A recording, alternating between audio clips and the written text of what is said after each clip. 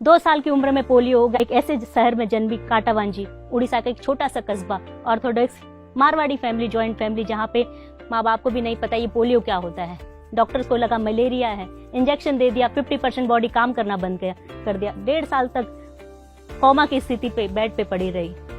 माँ ने हार नहीं मानी, बाप ने हार नहीं मानी। उन्होंने कहा नहीं, हम बच्चे का केयर करेंगे, मालिश किए, हर नीम हकीम सबके पास लेके गए, पर पता नहीं आगे फ्यूचर क्या होगा। 4 साल की एज में मैं चलना वापस से सीखी, लड़खड़ाते हुए, गिरते हुए, भागते हुए आगे फिर से मैं चलना शुरू किया।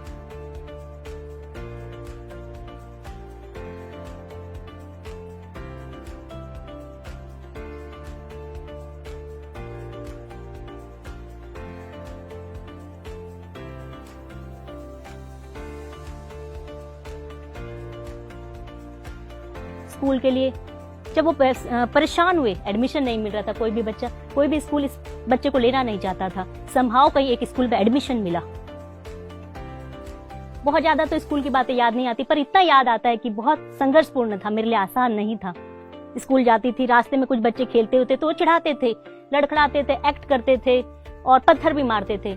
इग्नोर करती थी, मैं उधर नहीं देखती थी। ऐसा लगता अगर आज मैंने इनको देख लिया, अपने आप को रोक लिया, तो मैं कभी आगे नहीं बढ़ पाऊंगी।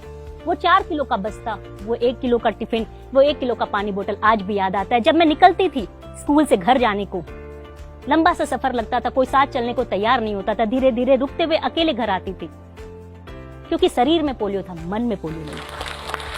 स्कूल की पढ़ाई कंप्लीट हुई, आगे डॉक्टर बनने की इच्छा थी। माँ बाप को कहा तो पापा ने कहा कि नहीं, हमारी फाइनेंशियल पावर इतनी नहीं है, क्या बोलते कैसे बच्चे को, किस तरीके से डिसेबल बच्चे को वो बाहर भेजते, नहीं भेज सकते, तो उनकी मजबूरी थी। समहाउ मैंने कॉमर्स लिया, जो एक कॉलेज था छोटे से गांव पे, वहां कॉमर्स की पढ़ाई कंप्लीट की, ग्रेजुएशन कंप्लीट किया।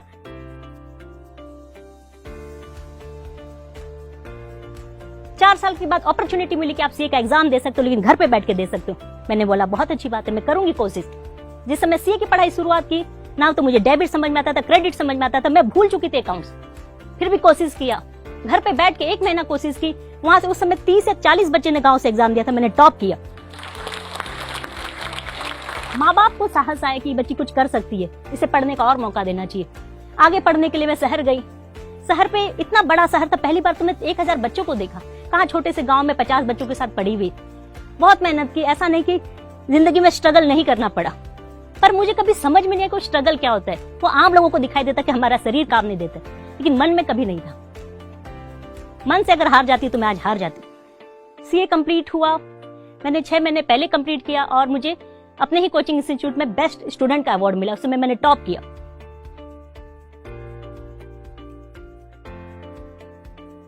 घर पे पढ़ा 2-3 महीना, सब उनको समझ में आया कि लड़की मेहनत बहुत कर रही है, लेकिन हो नहीं रहा है। फिर दिल्ली गई, अकेले दम पे दिल्ली गई, वहां पढ़ाई स्टार्ट की, वहां पढ़ाई करी और एग्जैक्ट 1 ईयर में मैं रैंक लेके वापस आ गई। यूपीएससी की लिस्ट में मेरा नाम आया, सबका नजरिया चेंज हो गया। मैं बचपन से क्विक डिसीजन रही हूँ, मैं सोच लेती कि मुझे ये करना है तो मैं करके रहती थी, चाहे वो भीड़ से अलग होता है। भीड़ हमेशा क्रिटिसाइज करता है कि क्यों कर रही हो, पगला गई हो। जब मैं सीए से आईएएस बनने का सोचा तो भी लोगों ने यही कहा, तुम्हें पता है तुम सीए भी नहीं रहोगी, आईएएस भी नहीं रहोगी। पर मुझे आज तक के सर्वे में लोगों ने कहा कि you are the first CA in lady officer जो become income tax deputy commissioner. Orissa के छोटे से जगह से पली हुई। जब मैं दिल्ली में प्रिपरेशन करती थी, इनिशियली मुझे लगता था कि मैं एक छोटे से गांव में पढ़ी हूँ, काश मैं कोई यूनिवर्सिटी में पढ़ती, कोई बड़ी जगह में पढ़ती, इंग्लिश मीडियम में ही पढ़ लेती तो शायद मैं कुछ होती। लेकिन जब क्लियर किया, जब एग्जाम में लोगों से कम्पीट किया, चाहे वो आईआईटीएन हो, एमबीबीएस हो, डॉक्टर हो, सर्जन हो, तो भी बात समझ में कोई फर्क नहीं पड़ता। किताबें वही सेम है, एबीसीडी वही सेम है, अ आ ई वही सेम है। पढ़ने का जुनून आपका अलग है। आप उस किताबों की शिद्दत से पढ़िए, मेहनत से पढ़िए, वही आपको आगे लेके जा सकता है। आज की दुनिया में कोई चीज आपको आगे ले जा सकती है सिर्फ एजुकेशन और परिश्रम और विल पावर। मुझे एक बात याद आती है कि जब मेरा एक डॉक्टर जिन्होंने अटल बिहारी वाजपेयी जी का ऑपरेशन किया था घुटनों का, उन्होंने जब मेरा रिपोर्ट देखा, मेडिकल रिपोर्ट, तो उन्होंने एक बात बोली कि सारिका, हमें लगता नहीं है कि तुम चल सकती इस मेडिकल रिपोर्ट के हिसाब से, लेकिन तुम चल रही हो सिर्फ विल पावर के कारण। और दुनिया में कोई चीज आपको बदल सकती है जो अद्भुत, अकल्पनीय, अविस्मरणीय, अद्वितीय कुछ हो सकता है तो सिर्फ पढ़ाई है, एजुकेशन है, सोसाइटी का डेवलपमेंट हो सकता है। लोगों की बातों पे बच जाइए, लोग तो पांव खींचेंगे, हमेशा आपको ये बोलेंगे तुम क्यों कर रहे हो, तुम्हें क्या जरूरत है, तुम्हारी ड्यूटी करो। पर मेरी सोच है कि मन में आई है, इच्छा आई है तो मुझे उसे करके जाना है। मंजिल मेरी कहाँ है, वो मुझे लेके जाएगी। अगर रास्ते हैं तो ख्वाब है, ख्वाब है तो मंजिलें, मंजिलें हैं तो फासले हैं, फासले तो हौसले, हौसले हैं तो विश्वास है।